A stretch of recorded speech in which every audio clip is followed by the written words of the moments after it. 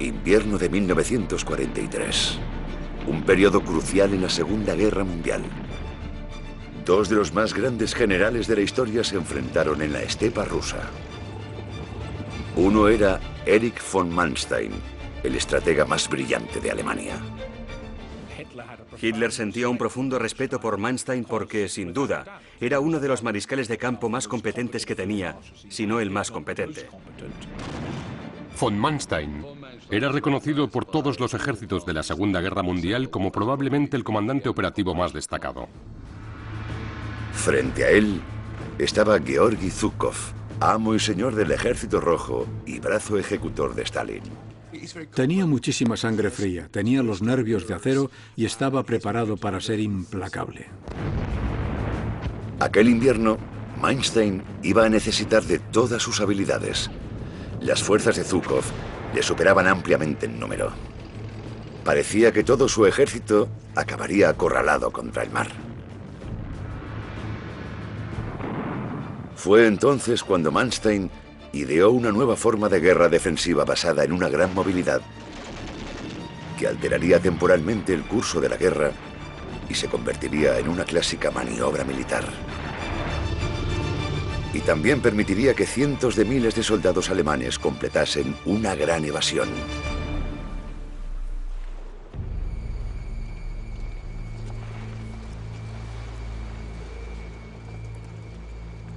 Febrero de 1943, en el Frente Oriental.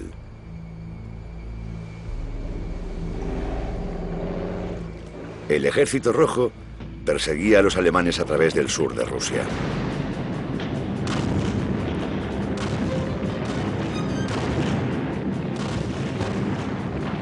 Había unos 300.000 soldados alemanes, pero estaban desplegados por la estepa rusa en un frente de cientos de kilómetros de longitud. Frente a ellos, más de 500.000 de soldados del Ejército Rojo. Existía la posibilidad real de que los alemanes cayesen y que todo el frente oriental de Hitler se viniese abajo. Pero no era únicamente cuestión de números. Los alemanes se enfrentaban a uno de los más grandes generales de la Segunda Guerra Mundial.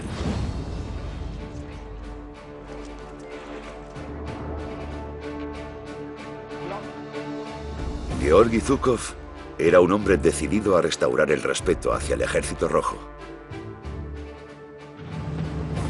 Durante buena parte de 1941 y 1942, habían sido aplastados por los Panzers alemanes. Una ciudad tras otra había sucumbido ante las fuerzas de Hitler. El ejército soviético había sido humillado. Pero en Moscú, las cosas habían cambiado. Zhukov se había plantado. Aquí, en otoño de 1941, había congregado a todas sus unidades para impedir la tentativa alemana de capturar la capital.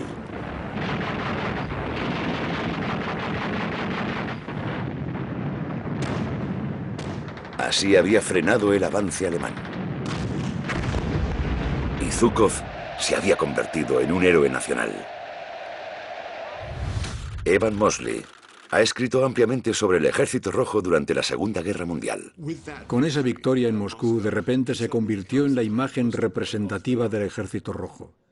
Su fotografía apareció en la portada del Pravda como líder militar clave, y Moscú lo consolidó como un general de éxito.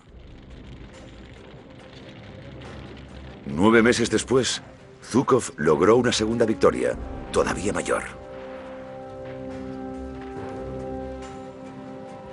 Durante meses, la enorme ciudad de Stalingrado, a orillas del río Volga, había estado sitiada por las fuerzas alemanas.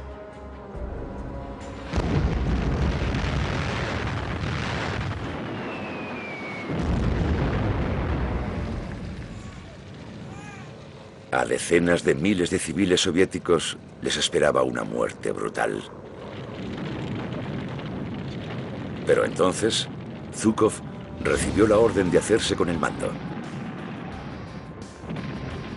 En noviembre de 1942, de forma totalmente secreta, concentró a un enorme ejército. En una brillante maniobra táctica, lanzó una serie de movimientos por los flancos que atravesaron las líneas germanas. Ahora, en lugar de los rusos, eran los alemanes quienes estaban atrapados.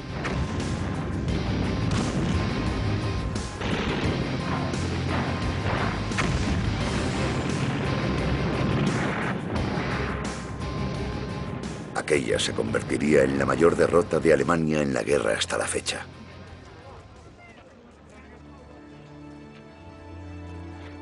Casi 100.000 soldados alemanes fueron hechos prisioneros. Zhukov se convirtió en el general de mayor confianza de Stalin. Zhukov era el líder real del Ejército Rojo, especialmente a partir de mediados de 1942. Era alguien que Stalin utilizaba y en quien confiaba. Estaba preparado para ser implacable. Ejecutaba a los comandantes de división que se retiraban sin cumplir órdenes, y eso le ganó la aprobación de Stalin.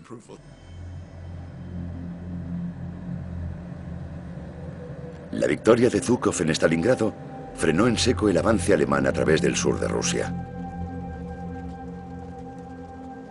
Marcó un punto de inflexión en la guerra en el frente oriental.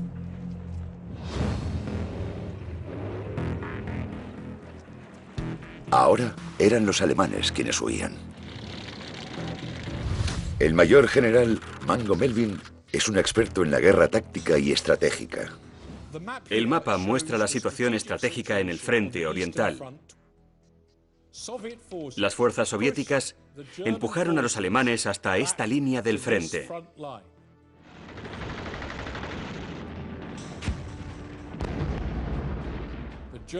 Los alemanes habían sufrido graves pérdidas en su regreso desde Stalingrado. En febrero de 1943, Zhukov continuó la ofensiva. Stalin ordenó una escalada de la ofensiva en la dirección general de Kharkov y Kiev, y en la cuenca del río Don, hasta el curso bajo del río Dnieper.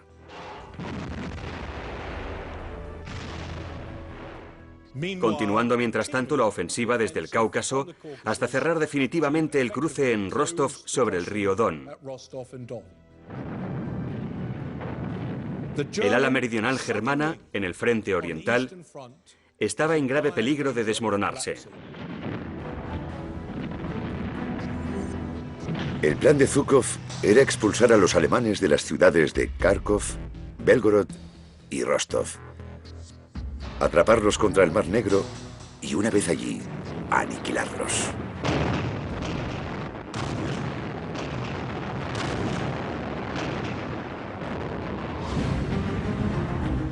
El avance del Ejército Rojo no se apoyaba únicamente en un gran general con un número superior de efectivos.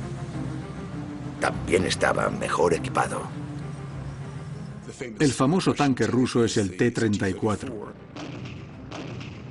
Está fuertemente armado y fuertemente blindado. Es rápido y es fiable. Puede desplazarse por caminos maltrechos y bajo malas condiciones.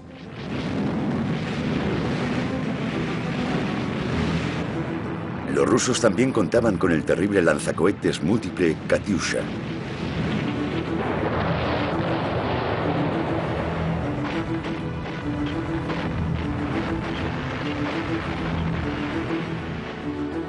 Las fuerzas alemanas del sur de Rusia estaban en graves apuros, pero tenían una esperanza. Zhukov no era el único gran general sobre el campo de batalla.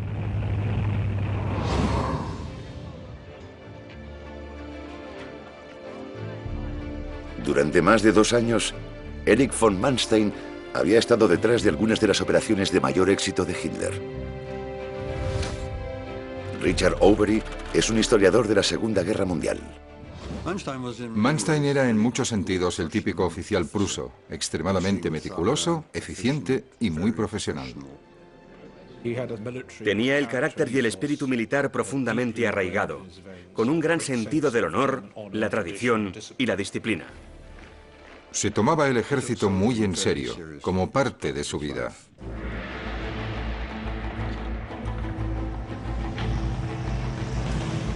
En otoño de 1940, Manstein había planeado y dirigido la invasión de Hitler de Europa Occidental. Los aliados esperaban un ataque directo a través de los terrenos llanos de los Países Bajos. Pero Manstein los había cogido a contrapié.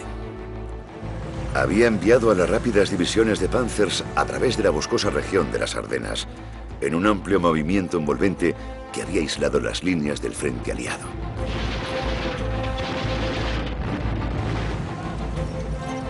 Era lo último que se esperaban los aliados. El plan de Manstein cogió a franceses y a británicos totalmente por sorpresa. Miraron hacia el bosque de las Ardenas y dijeron: nadie se atrevería a pasar por ahí, nos atacarán por los Países Bajos. Eso es lo que esperaban, y Manstein se dio perfectamente cuenta de ello.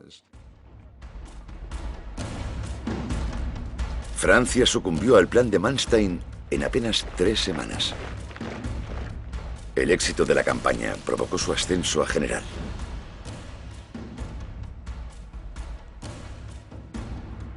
Diez meses más tarde, ya era un comandante destacado en el Blitzkrieg, o ataque relámpago alemán que arrasó la Unión Soviética en verano de 1941. Una vez más, el ataque se apoyó en las rápidas divisiones de Panzers, que atravesaron con facilidad las defensas rusas. Los blindados se movían muy rápido.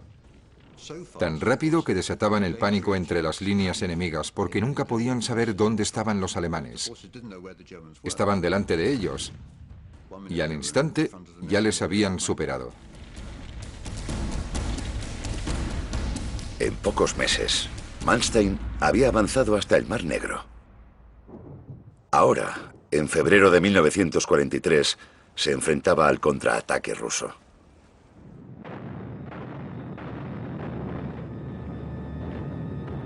Toda el ala meridional del hasta entonces poderoso ejército alemán en Oriente corría peligro de desintegrarse.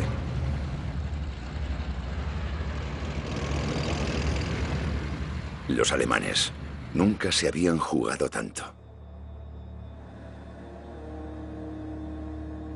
Si Manstein perdía, cientos de miles de soldados alemanes podrían quedar atrapados y morir.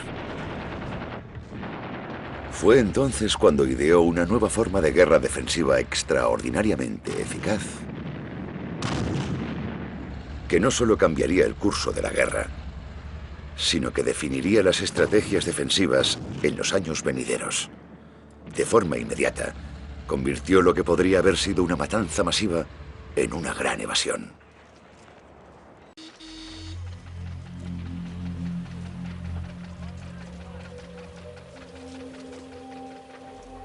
...6 de febrero de 1943.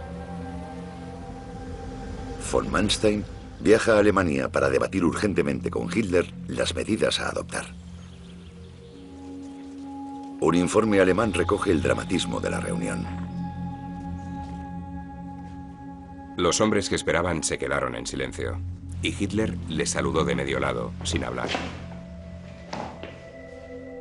Acto seguido, estrechó únicamente la mano del mariscal de campo, von Manstein, y se produjo un silencio absoluto en la sala. Manstein informó de que Alemania tenía 2 opciones. El comandante supremo debía enviar tropas adicionales o permitir que sus unidades se replegasen a posiciones más fácilmente defendibles. Pero para Hitler, la retirada era algo impensable. En primer lugar, consideraba los enormes yacimientos de carbón alrededor de Donetsk, conocidos como la cuenca del Donbass, como indispensables para el esfuerzo bélico alemán. El Donbass es una gran región industrial. Era importante para los alemanes que querían retenerla para sus propios fines y negarle el acceso a los rusos. Y era importante para los rusos que querían liberarla. Así que era una zona de una importancia considerable. Pero Hitler también se oponía vehementemente a la propia idea de ceder terreno. No era algo que debiese hacer un verdadero alemán. Para él se trataba siempre de una cuestión psicológica. Si te retiras eres un cobarde, si avanzas eres un auténtico soldado alemán, y por muy simple que parezca, lo aplicaba siempre que podía a su visión del campo de batalla. Para Manstein, obviamente, no tenía ningún sentido. Lo que determinaba el éxito en el campo de batalla era la posición de las tropas, el suministro de armas y nuevos equipos, y por supuesto, y sobre todo, estar dispuesto a replegarse si era necesario, aunque solo fuese para preparar mejor un ataque.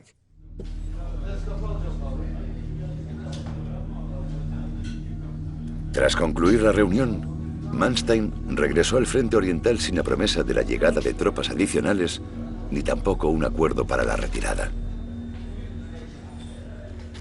Para Manstein fue una época dura.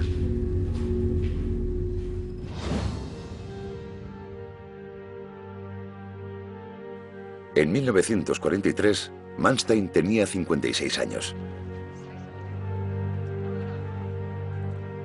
Llevaba casi 2 años pasando dificultades en el frente.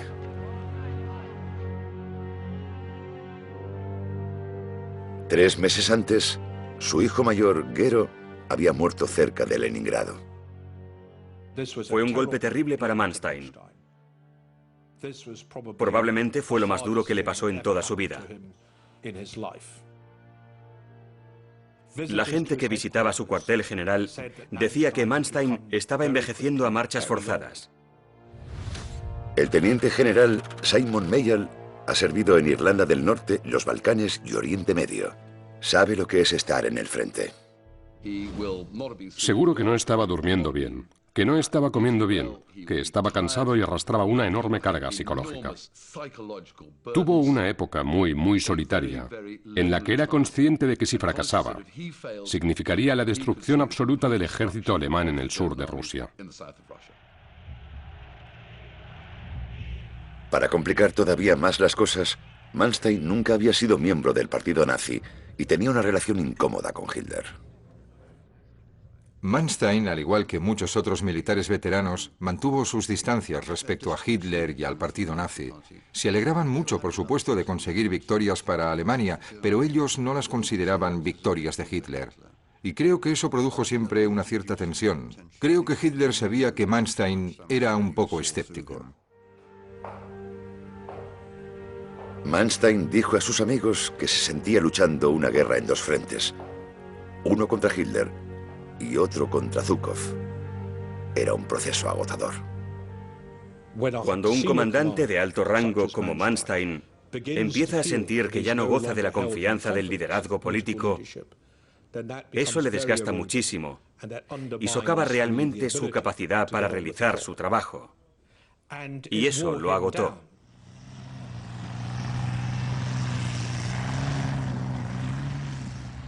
De vuelta en el campo de batalla, Manstein dijo al jefe del Estado Mayor de Hitler: Informe al Führer una vez más de que necesito libertad de maniobra para poder ejercer el mando. Siempre cree que se lo solicito únicamente para poder replegarme más rápido. En realidad, es lo contrario. Y concluyó: Si el Führer no confía en mí, debería buscar a otro. Pero su petición de mayor libertad de acción cayó en saco roto.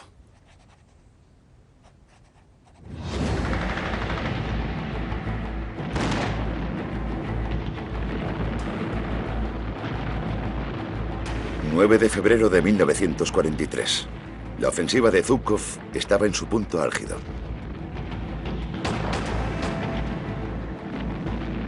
Las fuerzas rusas reconquistaron la ciudad de Belgorod.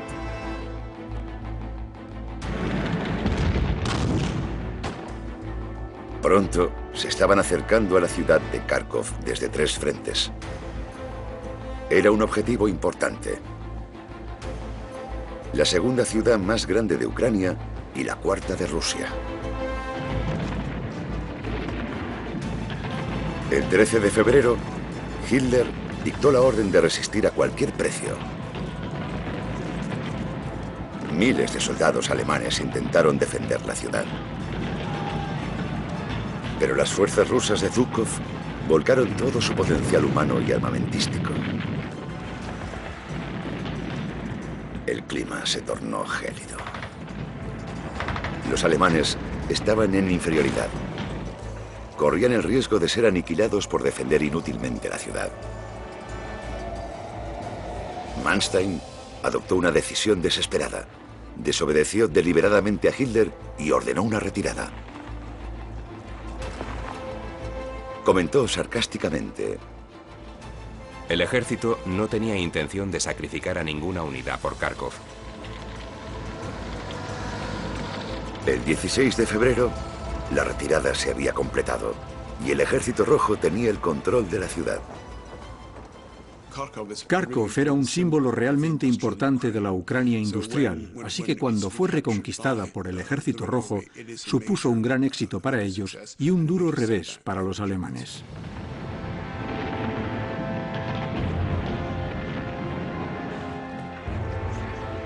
Los soldados de Zhukov ya casi podían oler la victoria.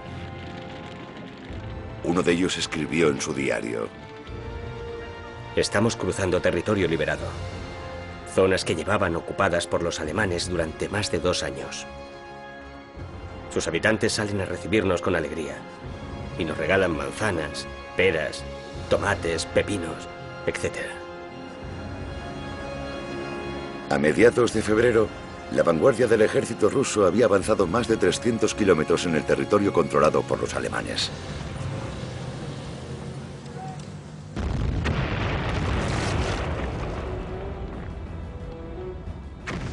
En su retirada, los alemanes hicieron todo cuanto pudieron por contener el avance ruso. Volaron puentes, edificios y aeródromos. Destrozaron las carreteras y las vías de ferrocarril. Fue una aplicación brutal de la política de tierra quemada. Pero irónicamente, aquello espoleó a los rusos a realizar todavía mayores esfuerzos. Cuando los soldados soviéticos se encontraban con pueblos en ruinas, no cabe duda de que eso les motivaba a hacer lo que la propaganda soviética les decía que hiciesen: matar al mayor número posible de alemanes. Los alemanes estaban sirviendo la victoria en bandeja a Zhukov. Tan solo necesitaba seguir avanzando hasta completar su plan de empujar a los alemanes hasta el Mar Negro.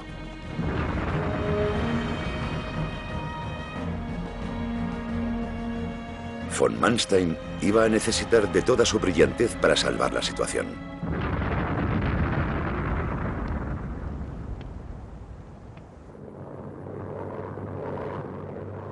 ...17 de febrero... Hitler vuela hasta el cuartel general de von Manstein en el Dnieper para otra reunión de emergencia. Un testigo presencial de la llegada de Hitler con su perro Blondie relató lo siguiente: descubrí, estremecido, que Hitler tenía muy mal aliento. Cuando cogí su abrigo, aquel bicho alsaciano se puso hecho una furia. Colgué el abrigo del perchero y podría jurar que en los bolsillos llevaba 2 pistolas.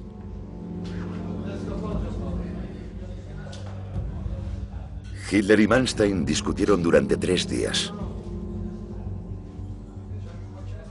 Hitler exigía el final inmediato del repliegue y la reconquista de Kharkov.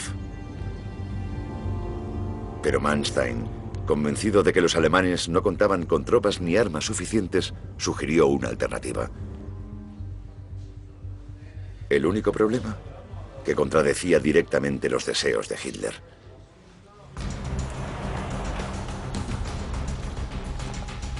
El plan de Manstein consistía en una rápida y poderosa transición del repliegue al ataque. Se conoce como la defensa elástica o móvil. Si te retiras estratégicamente, puedes concentrar tus fuerzas, asegurarte de que cuentas con los suministros necesarios y no comprometerte en exceso. Y entonces eres tú quien puede elegir el momento de volver a entrar en acción y de convertir tu defensa en ataque. Es como el ajedrez. No piensas únicamente en los 2 o 3 primeros movimientos. Piensas en todo el plan de juego de tu oponente y desarrollas un conjunto superior de movimientos en su contra. En ciertos momentos puede parecer que estás perdiendo, que estás retrocediendo. Y justo en el momento en el que tu rival cree que va a ganar, lanzas un feroz contraataque que coge a tu rival completamente desprevenido. Manstein explicó su idea a Hitler en detalle. Lo que quiere hacer, y es el plan que explica Hitler, es replegar las líneas alemanas hasta el río Dnieper y ceder terreno para atraer a las fuerzas soviéticas hasta una zona vulnerable elegida por él, de modo que sus líneas se estiren en exceso y se preparen para perder la cuenca del Donetsk. Eso generaría las condiciones para lanzar un contraataque en 2 fases. La primera, recuperando Kharkov. Y la segunda, aplastando a las fuerzas soviéticas contra el mar de Azov. Con este tipo de poderosa contraofensiva, Manstein creía que podía derrotar la ofensiva soviética y comenzar a establecer las condiciones para firmar las tablas o un empate en el frente oriental.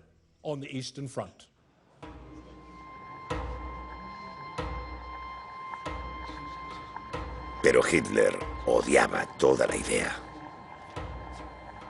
Todavía no había entendido el concepto de retirada estratégica. Hitler no comprendía cómo se debía actuar en un campo de batalla. No comprendía cómo se ganan realmente las batallas. Si nos fijamos en las imágenes, mientras analizan los mapas, está claro por su lenguaje corporal que a Hitler no le gustaba que Manstein le dijese lo que debía hacer.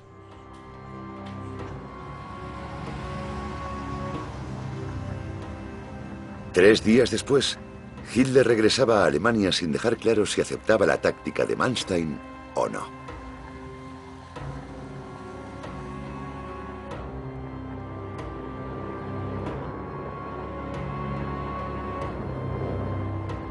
Manstein escribió que él y Hitler vivían en 2 mundos diferentes. Hitler hablaba de conservar la cuenca del Don por las necesidades económicas. Y Manstein le dice, creo que no lo entiende. No tenemos fuerzas suficientes para eso.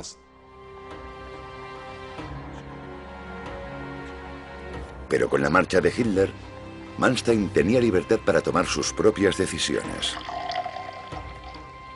Era un momento crucial para los alemanes. Pero los rusos también se enfrentaban a grandes decisiones.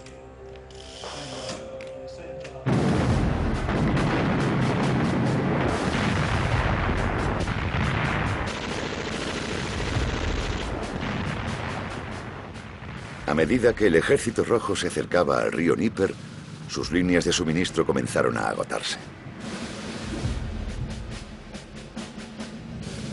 La ayuda aliada, en forma de tiendas, mantas, alimentos y radios, seguía llegando.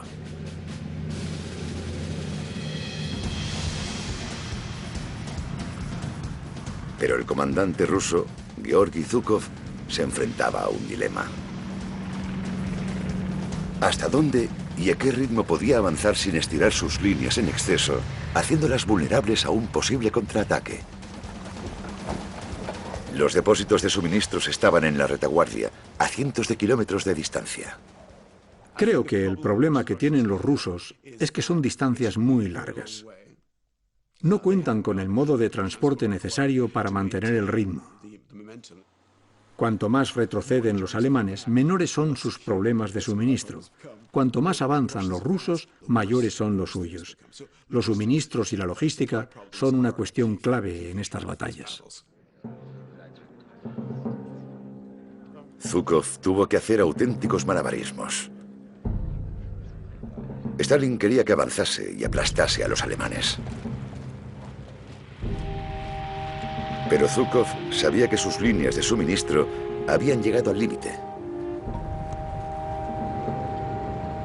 Finalmente, decidió seguir adelante con el ataque.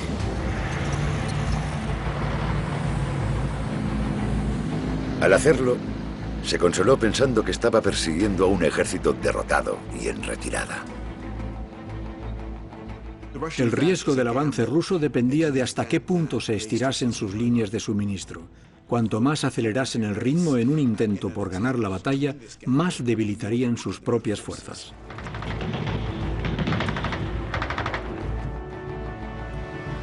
Mientras Zhukov analizaba la situación, una duda dominaba sus pensamientos. ¿Corría el riesgo de malgastar su oportunidad?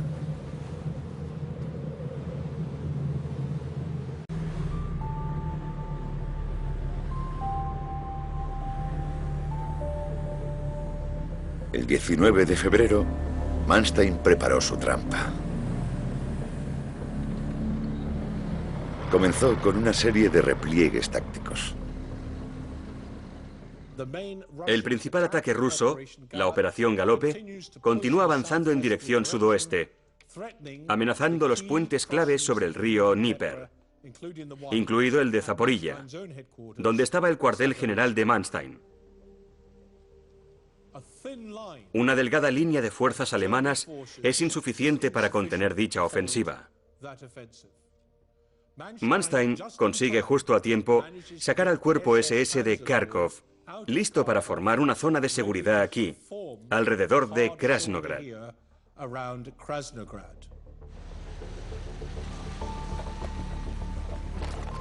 Esa era la primera fase de la trampa de Manstein. Concentraría parte de sus fuerzas en el flanco norte de Zhukov. Su misión sería ralentizar el avance ruso. Mientras tanto, las últimas fuerzas alemanas llegan desde el Cáucaso, y Manstein consigue reunir su principal fuerza de ataque aquí, al sur de la principal ofensiva rusa. Su misión sería perforar y destruir la principal línea de ataque de Zhukov. La maniobra fue una extraordinaria proeza logística. Trasladar a un ejército que englobaba cientos de miles de personas, a miles de tanques, a miles de vehículos no blindados y cantidades enormes de provisiones en mitad del absolutamente salvaje invierno ruso, es una hazaña digna de un genio de la logística.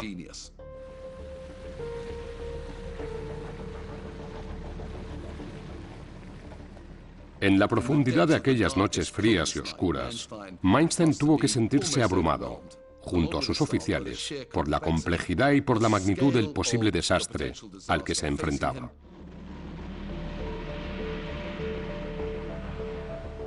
La noche del 19 de febrero, la trampa quedó tendida. Los alemanes estaban concentrados en ambos flancos de la vanguardia rusa.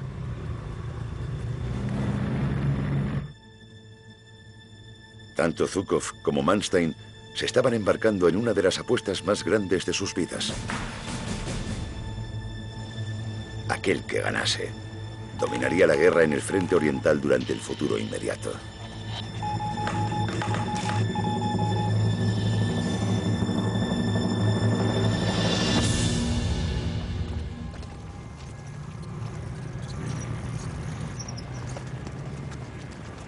El 20 de febrero de 1943, Manstein accionó la trampa y pasó de la defensa al ataque.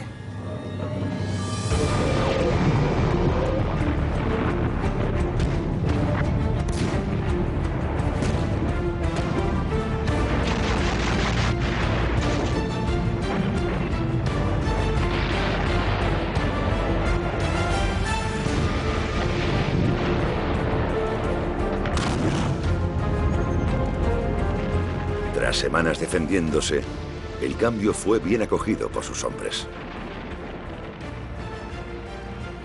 La primera fuerza se desplazó desde Krasnograd para atacar el flanco norte de los rusos. Eso implica un ataque menor en esta dirección, para ralentizar la principal ofensiva soviética, mientras que la mayor parte de su ejército ataca en dirección norte, para derrotar a estas fuerzas soviéticas.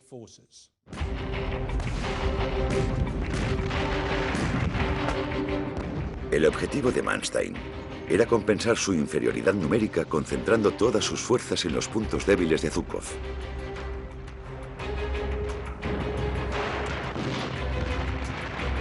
Sabía que las divisiones de élite del Ejército Rojo ocupaban la vanguardia del frente. Más atrás venían los soldados menos experimentados.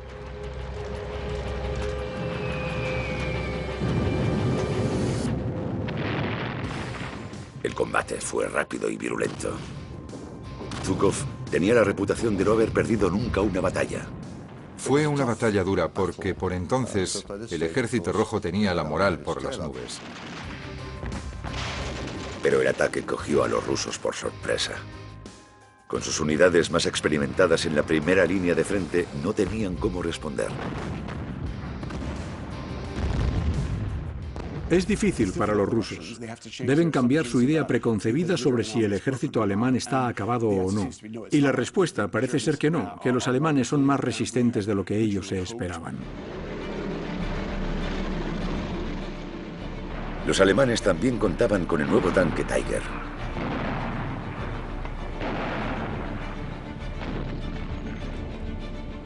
Era un modelo superior al T-34 ruso.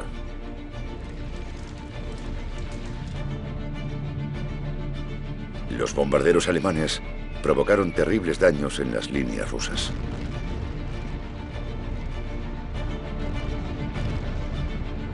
Los rusos comenzaron a quedarse sin combustible ni munición. Sus tanques, en concreto, necesitaban reparaciones urgentes, pero sus unidades de reparación estaban a kilómetros de distancia de las líneas del frente, demasiado lejos para poder resultar de alguna utilidad.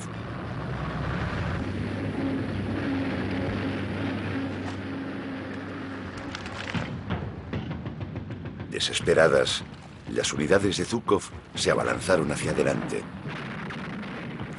a pesar de que eso las alejaba todavía más de los suministros. Creo que uno de los errores de los rusos fue que no esperaban que los alemanes serían capaces de reagruparse de una forma tan eficaz. Los alemanes demostraron una resistencia extraordinaria, demostraron una gran capacidad para improvisar, incluso estando al borde del desastre.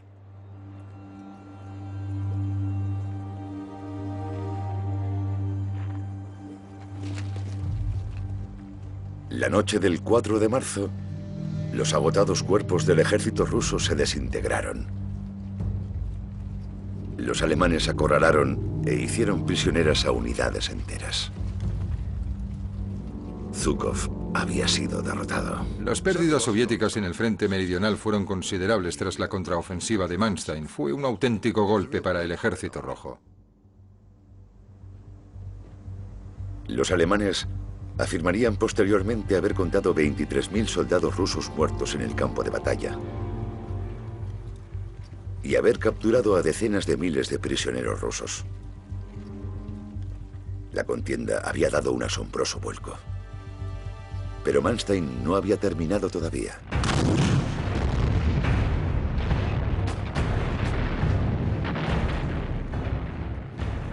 Con las tropas de Zhukov exhaustas y en retirada, Manstein sacó partido de su ventaja.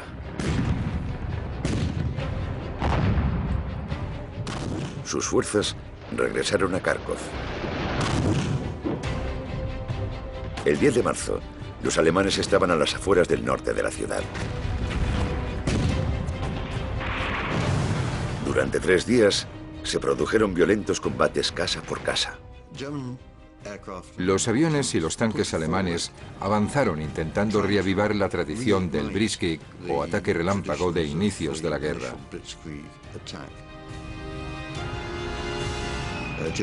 La aviación alemana bombardeó las posiciones rusas en Kharkov, destruyendo lo poco que quedaba de una ciudad ya en ruinas.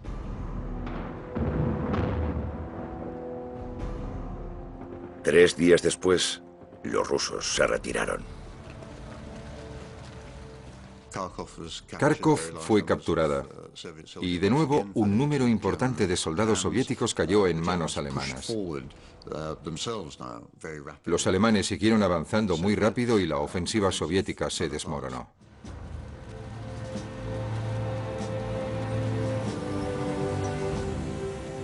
3 días después, las fuerzas de Manstein reconquistaban Belgorod. Pero cuando llegan a Belgorod, el ejército alemán ya ha perdido el impulso. Ya han llegado las lluvias y todos los vehículos blindados y rodados tienen que detenerse.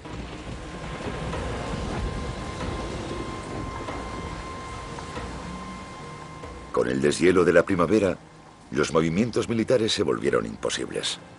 Los dos bandos se quedaron en punto muerto. Pero había sido una impresionante victoria para Manstein. Un hombre conocido por su dominio del ataque relámpago había creado una nueva forma de defensa con gran movilidad.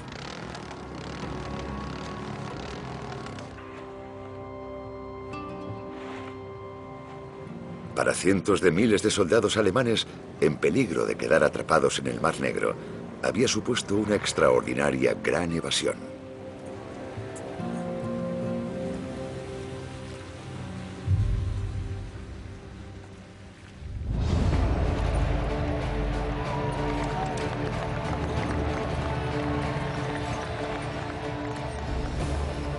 Durante el verano de 1943, a medida que el Ejército Rojo crecía en efectivos y en organización, las fuerzas de Hitler volvieron a verse contra las cuerdas en numerosas ocasiones.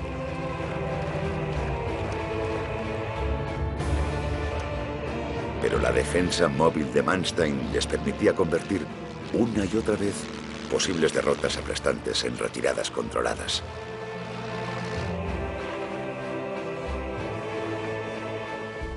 En todas ellas, Manstein compensaba su inferioridad de efectivos con velocidad y agilidad.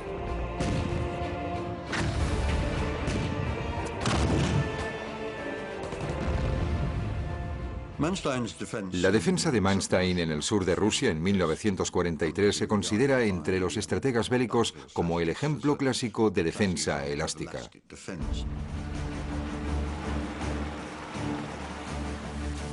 Seis meses más tarde, la estrategia defensiva de Manstein permitiría a más de 500.000 de soldados alemanes replegarse y cruzar a salvo el río Dnieper.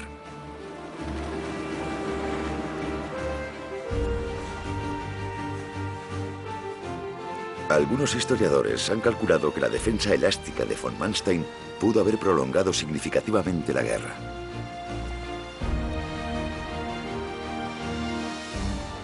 La capacidad de Manstein para dirigir una enorme batalla de maniobras y contramaniobras retrasó el final de la guerra, según mis cálculos, como mínimo entre 3 y 6 meses, tal vez un año.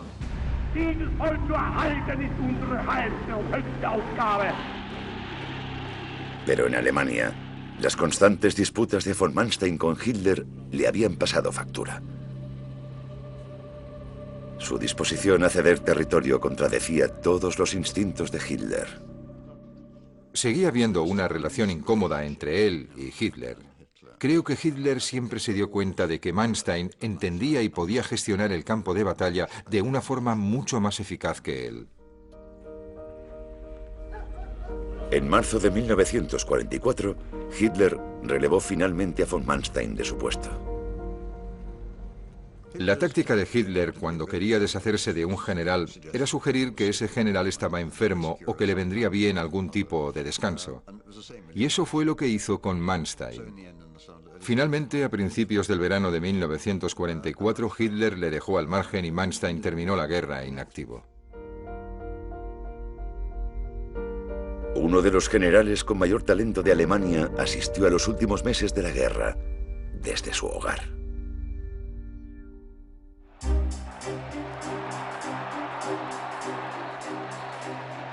7 de mayo de 1945. Los nazis se rinden. Nuremberg, Germany, once the holy city of Nazism, becomes the setting of an epic event. Here, under the vigilant eyes of Allied military police, the 20 most important surviving members of the Hitler Gang go on trial. Uno de los hombres que se enfrentaba al juicio era Erich von Manstein. Pero inesperadamente contaba con partidarios en el bando aliado que veían en él a un soldado profesional y no a un nazi. Sorprendentemente, le defiende un miembro laborista del Parlamento, George Paget, que se manifiesta firmemente en su favor. Muchos de los subordinados de Manstein también declaran a favor de su defensa. Y hasta Winston Churchill contribuye a un fondo para financiar la defensa de Manstein. Manstein es juzgado por 17 cargos, queda absuelto de 8 de ellos y es condenado por los 9 restantes. Manstein fue condenado a 18 años de prisión, que posteriormente se reducirían a 12.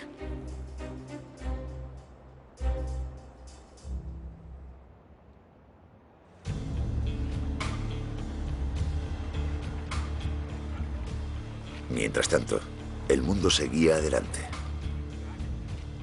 La Segunda Guerra Mundial fue sustituida por la Guerra Fría. Las fuerzas occidentales y soviéticas se enfrentaban separadas por el llamado telón de acero.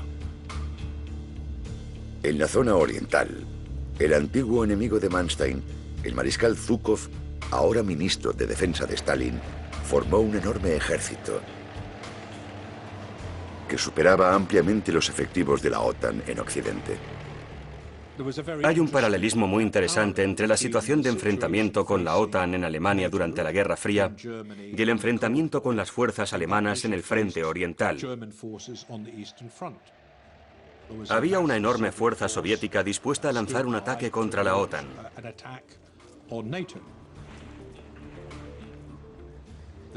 Y la mejor forma de afrontar ese ataque era desarrollar alguna forma de defensa móvil. Fue entonces cuando los líderes occidentales recurrieron al experto obvio, Erich von Manstein. Tras cumplir solo 4 de los 12 años de su condena, quedó en libertad. Manstein, el genio que había estado detrás de la invasión de Europa Occidental en nombre del fascismo, se convirtió en un defensor de la democracia occidental. Dado que había sido capaz de distanciarse de los aspectos más desagradables del Tercer Reich, y dado que estaba claro que había desempeñado un papel importante en los éxitos operativos de las Fuerzas Armadas alemanas, Occidente estaba muy interesado en lo que podía ofrecer.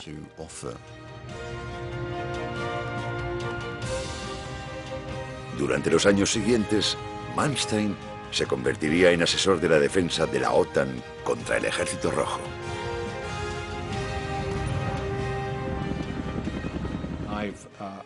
He descubierto numerosas pruebas de simulacros de guerra y otros materiales que demuestran que la OTAN había examinado cuidadosamente lo que había hecho Manstein, especialmente en el contraataque de Kharkov en 1943, como un modelo para ese tipo de contraofensivas.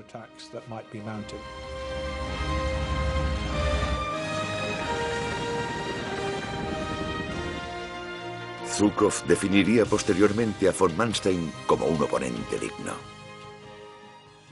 Acabada la guerra, Zhukov dijo: la única persona a la que considero realmente un oponente capacitado es el mariscal de campo Manstein.